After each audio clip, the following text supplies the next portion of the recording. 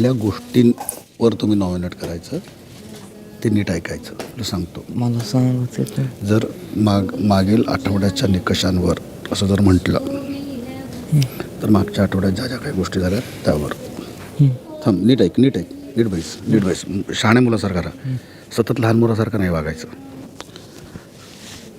तर मागच्या आठवड्यातले जे काही निकष आहेत ते माणूस निवडायचा किंवा मागच्या आठवड्यात कोण कोण चुकीचं वागलं मग ती माणसं नॉमिनेट करायची.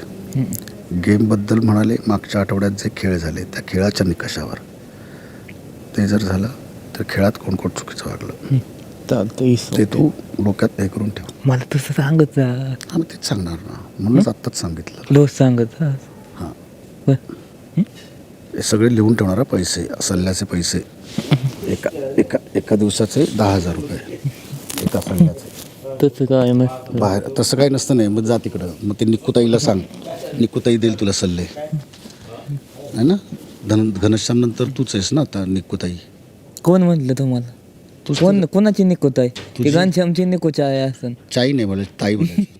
ती कॉफी घनश्यामची होती. निकोच आहे, निकुताय. नाही, ते मसाज बिसाज करून निकुताय ती घनश्यामची, माझी नाही. बोंबलू नकोस. मला नाही आवडत मग असं मला बोललेलं. हां, मग मसाज करायला बोलत जाऊ नका. मसाज करायला बरं जातो. मग कधी गेलो अशी फटाकपणे पडेल.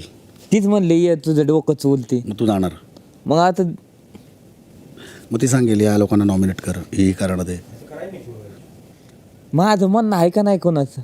माझ्या स्वतःच्या मनाचं लाज नाही का मी? मग ती आता काय म्हणणार? कोणाचं बी ऐकून कोणाला बी करेन का? मग ती आता काय म्हणणार? मी एवढं तुला मसाज केला आणि तू नॉमिनेट केलंस. राहू दे. काय म्हणलं म्हणजे काय ते बघ बाबा तुझं काय ते.